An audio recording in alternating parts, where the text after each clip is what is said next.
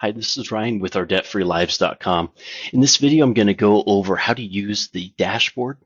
So with our Excel budget calculator in the previous video, so we first created a budget and then we went over and imported our bank statement data. And then once that was finished up, and then we went over and classified our spend. So over here, if I click on this open menu button, I can go over here back to the classification. So one of the first things before we use the budget dashboard is we'll want to make sure that this reviewed is at 100%, and then also that there's no pending items for categorization. And that'll just make sure that all the data that we have in here will be visible. So I'm going to go ahead and break this out. So this first part over here in this summary, what this is it's going to have your actual spend versus budget. So if you click on this, you'll notice this is all going to update. So it'll show you all of your categories. And again, these categories are right over here also. So by clicking on any of these, so if you want to look at housing, transportation, you could do so by clicking on this. And then right over here, it's going to update all the subcategorization. And then down here, this is actually going to have all of your transactions down here. So you'll be able to go through and do a little more research. So for example, transportation, it seems a little bit higher than normal. And that was because I took a trip. So I spent a little bit more on gas than what I normally. So you can go down here and get a better sense of what the items were. Now you can see over here, this is for the month of August. Now the spend data in here, it's going to show a range from the dates that we have for all of our spend transactions. So as you can see, if I go to July, I don't have all of my information entered in. So it looks like I'm under budget. And if I click over here, it'll update all the necessary information. And then also you have all your transactions updated for the month of July. So I can look at those and view those a little bit more in depth. And then over here, we have the total income.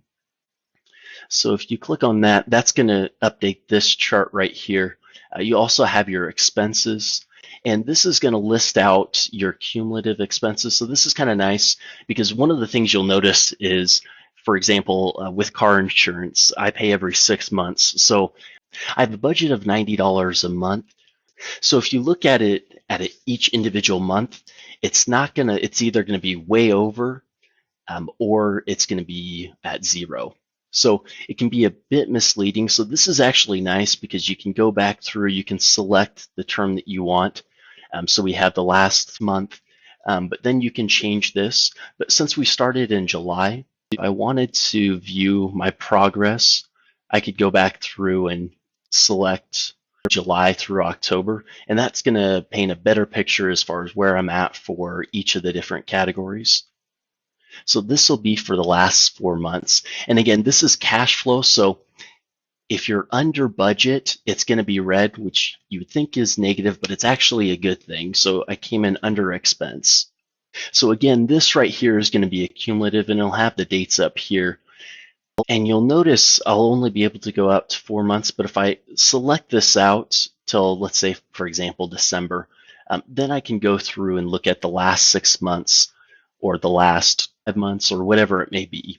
The next thing is you can also look at your savings. So it has a nice breakout. So we can look at our savings for the last 6 months, see exactly where we're at.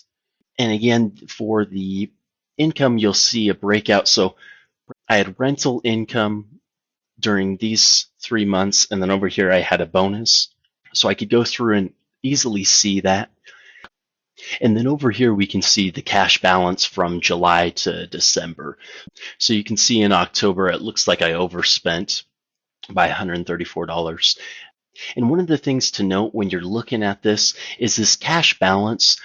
So it is going to be what you have left after all expenses and savings is accounted for. So if we go look at October, you can see expense, I was 123% over. And again, when we're looking at this right here, if you look over here, you can see the savings is grayed out a bit. So I put more in savings. And here at the cash balance, you can see that I overspent. So if we took the total income and then minused out all the expenses and savings, I would have had a $133 deficit, so which would have been made up by a credit card or whatever it may be. And again, this looks like it came from overspent. I can see I was supposed to spend 431 and I spent about $1,600, and that was due to vacation that I booked. So now when you look at that budget over the course of a 6-month period, even though that there's a 381% delta on entertainment, over the course of 6 months, this has actually started to level out. So this is the main budget calculator tool that we have. So if you'd like a copy of our budget template, just go ahead and visit our website. We have a link below.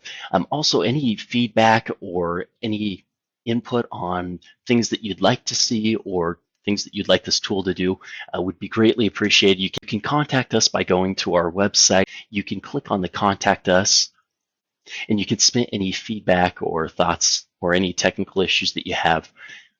And thanks for watching today. If you do like, please subscribe to our videos. We'll be posting new videos on financial freedom all the way to early retirement. So please check us out. And if you